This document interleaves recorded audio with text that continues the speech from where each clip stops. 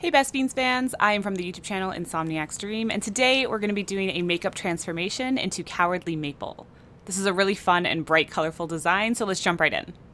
Now, one of the first things that's different about this design and some of the past paints I've done is that Maple's design is far more horizontal, so we're going to be focusing more of the design on the neck and chest. This allows us to extend her design outwards along the shoulders and give a more accurate representation of how she looks. I also always like to use a cream white pencil for this. That way, if there's any things you want to change or move, it's really easy to do at this stage, and then we can move into filling everything in with a water-activated body paint. I started with Maple's face, which is a really pale yellow, so I got this by mixing a yellow and white together to get the shade I wanted. And I found one of the best methods for getting it nice and smooth is to just kind of run the brush over in a crisscross pattern while applying it. And then from there, I moved into parts of the little costume, and for this, I took a pale cream color to use around the face, as well as for the little hands and feet. This is where I find the sketch helps so much, since you know kind of where to put the base colors down, and then it's always easier to build and reshape from there. And then for all of those areas that connect to kind of more of the outfit, I took a pale brown color and started filling that in. It's always nice to start with the lightest tones of things, or at least a mid-tone. That way you can always go darker, but it's harder to brighten it back up after you've applied it. So I find going for the lighter tones of everything is a little bit easier. The lion's mane I decided to fill in with yellow so it can be our highlight and we can always darken it. And then I carried part of the design onto the neck and chin so that we can kind of move parts of the hair at the end. And then the last little bit was to fill in the little blue sections around the arms and legs. I also wanted to make sure some of the facial features were in place, so I just filled in the eyes and nose and then added the eyebrows, making sure they were nice and floofy. Now for the lion's mane, it's actually a lot of orange and kind of dark, deep red tones, but I wanted to put the yellow down as a base so that it would be a nice highlight color and back all of the shadow we're putting on top. But then from here, I did just take an orange and a red eyeshadow and kind of mix them together to start adding this gradient that exists from the bottom to the top. I find this easier to do with eyeshadow since it's a lot easier to get a really soft blend, whereas with body paints, it can be a little bit tricky.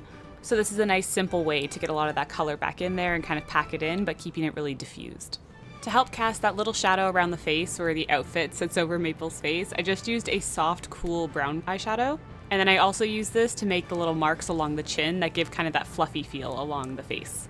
I did something similar for all of the brown sections. I just took a darker brown eyeshadow and started doing that to shade all of the little edges as well as make any defining lines that are needed along those sections. You can also always mix a black eyeshadow in with a lighter brown if you don't have, the exact shade you're after for a deep color. Just as long as you get a little bit of a darker tone to what you've laid down, this just helps add a little bit of shading and dimension to the different features along Maple. Moving on to really defining everything and lining stuff out, I filled in the mouth and then started filling in the eyes as well. These are always kind of tricky to outline since they're circles, but just do the best you can and move slow if you need to. I always like to use a fine liner brush and my black water-activated body paint to do all of the outlining. It's nice to kind of go around all the areas that you want to really stand out. This way it'll read better from a distance and also give it more of that graphic feel. I always find this part is kind of up to you on what parts you want to outline. I definitely think the main features work really well being outlined, but things like in the hair, you could add some darker lines to define all those fluffy points, or you could leave them as the shading and highlighting that you already did. It's just kind of up to you as you move around and see what you like. And then of course you definitely want to make sure you're outlining the outside, and for this you can kind of cheat with thicker lines since you're going to be filling all of the outside with black anyways. For the eyes, I like to keep some of the color showing along the pupils, so I used a black eyeshadow to fill it in and kind of blend it into the little yellow that I'd already laid down. And then comes the moment to essentially black out everything around Cowardly Maple's design to help sell the illusion. From here, I wanted to add a few last features, such as the ears and wings.